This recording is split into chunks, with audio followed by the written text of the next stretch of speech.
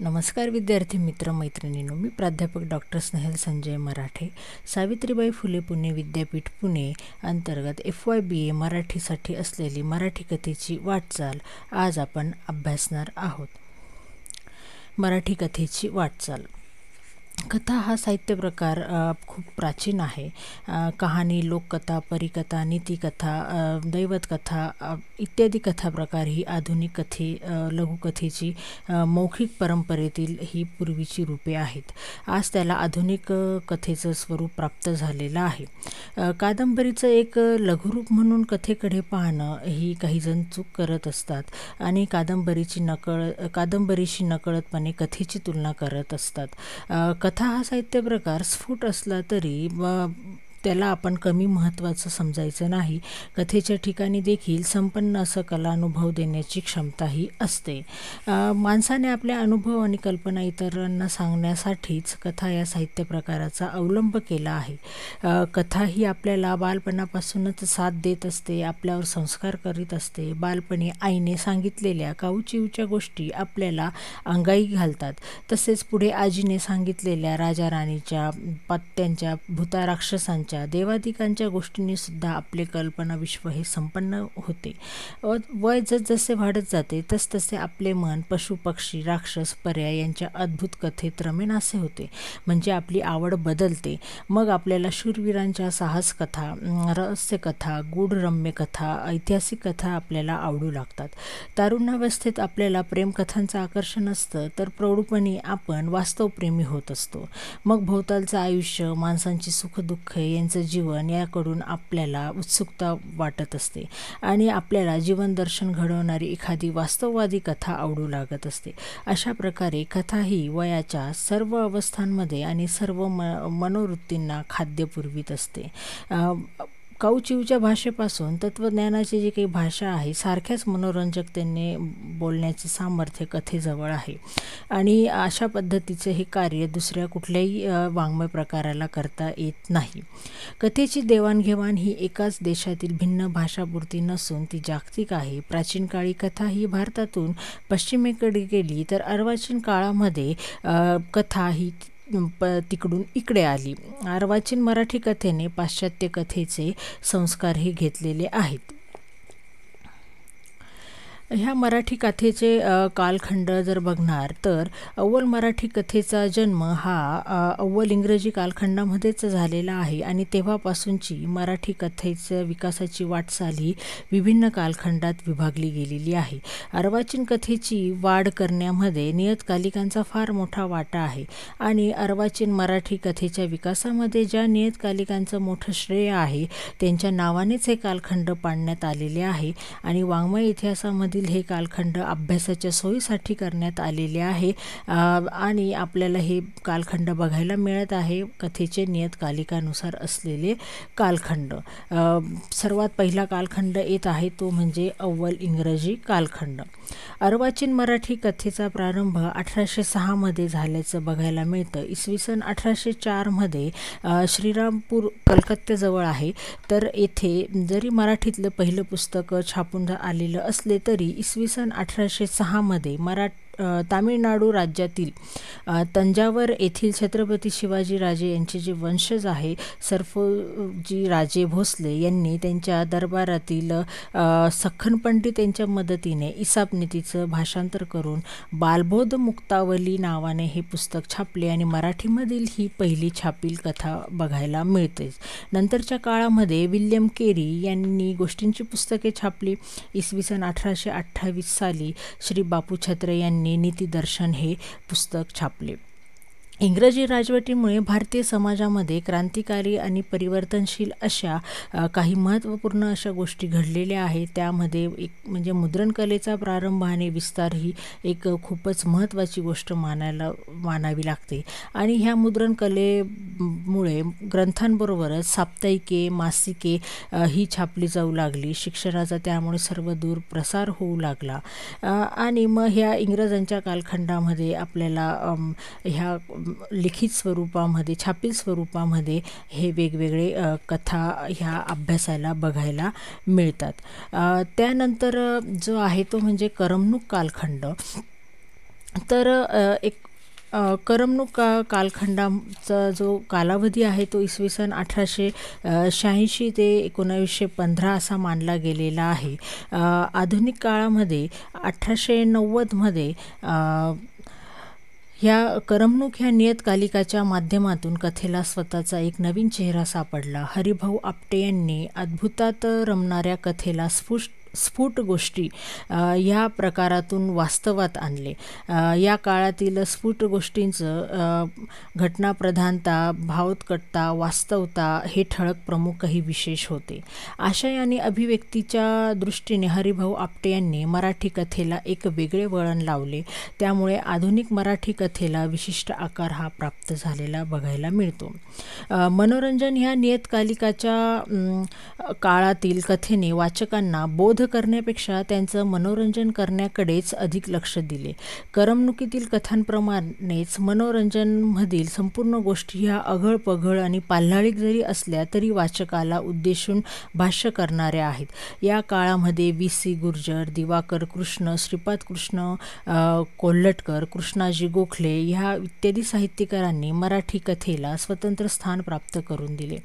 त्यांनी या कथेने आत्महत्या, मृत्यू, अपघात, प्रेम, कलह, द्वेष, बालविधवांचे प्रश्न, सासूरवास, पुनर्विवाह, ब्रह्मचर्य ह्या वेगवेगळ्या विषयांमधून स्वप्नरंजनाबरोबरच मनातील आंदोलने टिपली आणि अभिव्यक्तीची समृद्धता असेल किंवा आशयाची समृद्धता, विविध निवेदन पद्धतींचा केलेला वापर ही या कालखंडातील कथेची वैशिष्ट्ये सांगता येतील.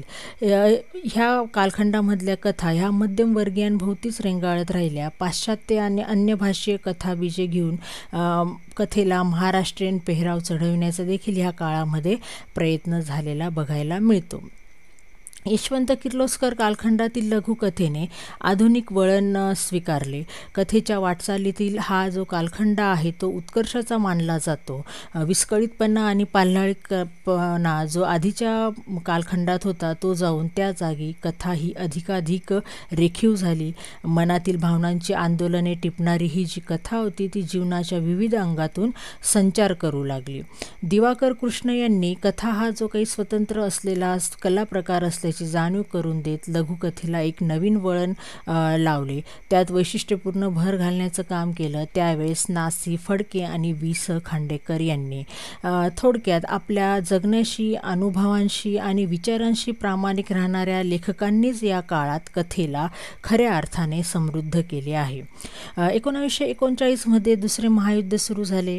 त्याचा प्रभाव मानवी जीवनावर पडला. त्यामुळे 1944पर्यंत लघुकथेच्या क्षेत्रामध्ये फार मोठी पोकळी निर्माण झाली आणि मग 1945च्या सुमारास आणि त्यानंतर आलेल्या नवकथेच्या रूपाने कथा वाङ्मयामध्ये एक विलक्षण क्रांती झालेली बघायला मिळते.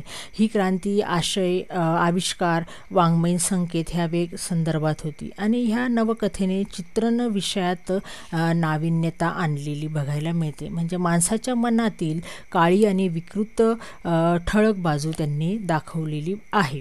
या कालखंडात अभिरुची आणि सत्यकथा मासिकांनी कथेला वाचकाभिमुख केले. त्यामुळे या कालखंडास अभिरुची आणि सत्यकथा कालखंड असे संबोधले गेले.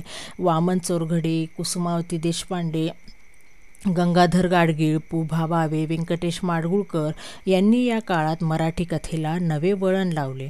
व्यक्तिसंदर्भातील ज्या काही सामाजिक जाणीवा आणि जीवनमूल्ये आहेत ती रंगवली जाऊ लागली ह्या काळामध्ये. तसेच ग्रामीण संवेदनशीलतेतून ग्रामीण आणि प्रादेशिक कथा मोठ्या प्रमाणात लिहिल्या गेल्या. व्यंकटेश माडगूळकरांची कथा ग्रामीण वास्तव मांडू लागली. श्री म. माटे यांनी जिवंत अनुभूती तसेच कसदार भाषा आणि उपेक्षितांबद्दलचा जिव्हाळा ग्रामीण कथेमध्ये आणला.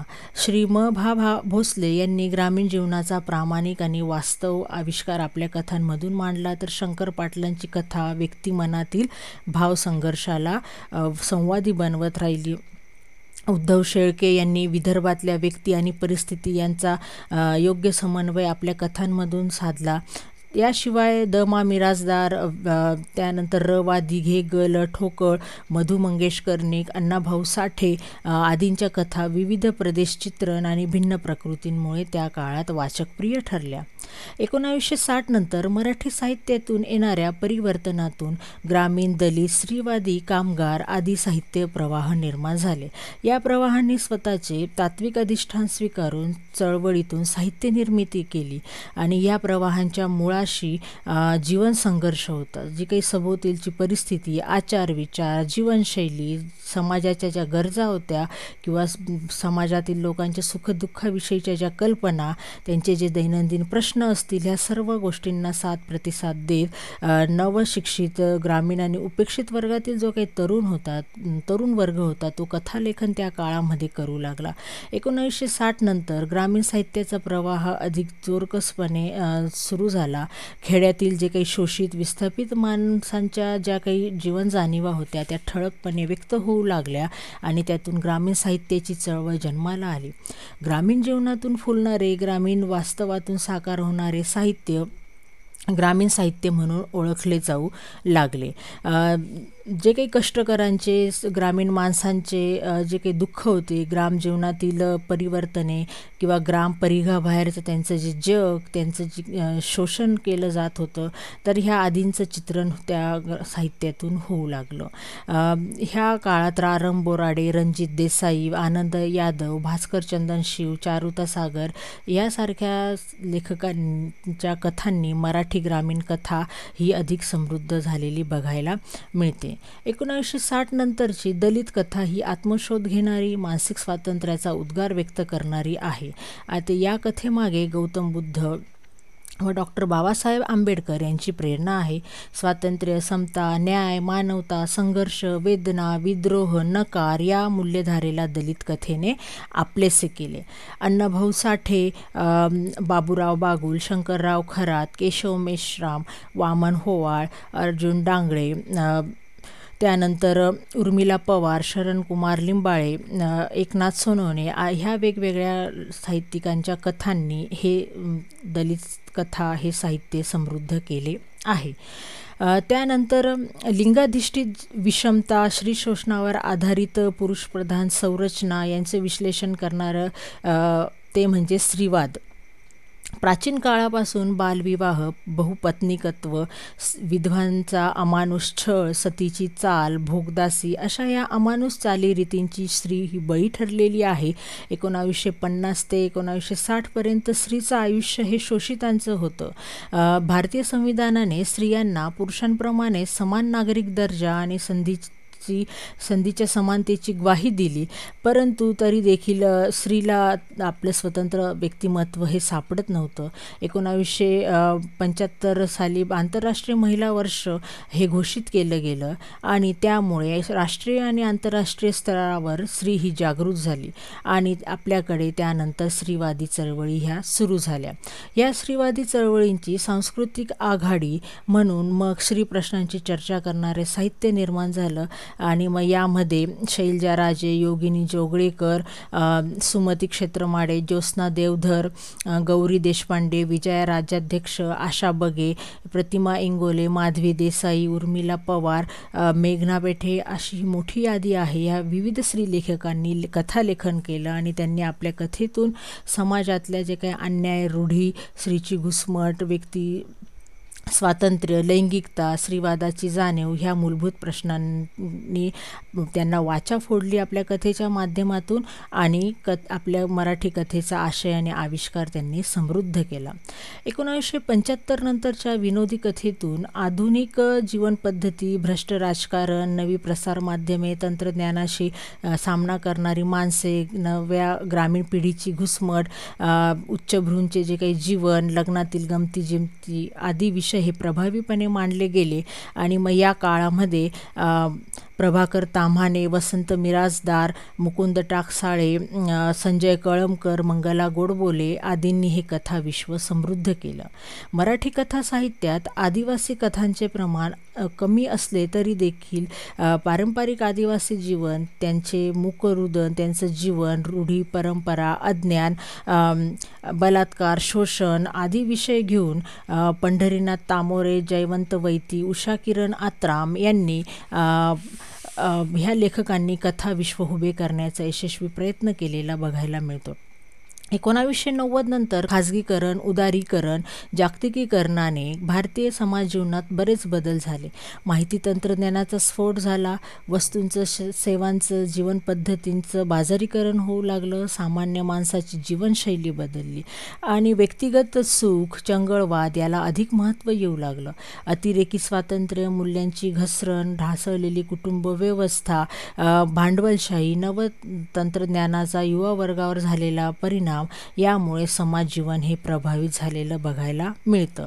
थोडक्यात 1990 नंतरची कथा ही समकालीन, गतिमान, दुभगलेलं व व्यामिश्र जीवन, सर्वव्यापी राजकारण, अस्तित्व संघर्ष, माणूसपण, भूमिहीन शेतकऱ्यांच्या व्यथावेदना, महानगरीय जगातील हिंसा, मानवी नातेसंबंधातील ताणतणाव आदी वेगवेगळे विषय घेऊन गतिमान झालेली बघायला मिळते. त्यानंतर समकालीन कथा आपण बघणार आहोत. समकालीन ह्या शब्दातून काळाचा निर्देश होत असतो. हे साहित्य आपल्या काळातील परिस्थितीशी जवळचे नाते सांगत असते. या काळातील मानवी भावभावना, प्रश्न, जीवन जाणीवा यांचे प्रभावी दर्शन अशा साहित्यातून होत असते. आणि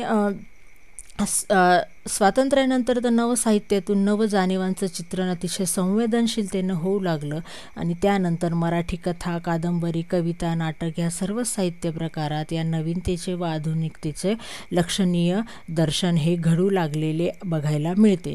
ह्या सर्व पार्श्वभूमीवर समकालीन मराठी कथा हे जे संपादित कथासंग्रह आहे, हे पुस्तक आहे, यामध्ये आपल्याला वेगवेगळ्या समकालीन कथा अभ्यासायला मिळणार आहेत.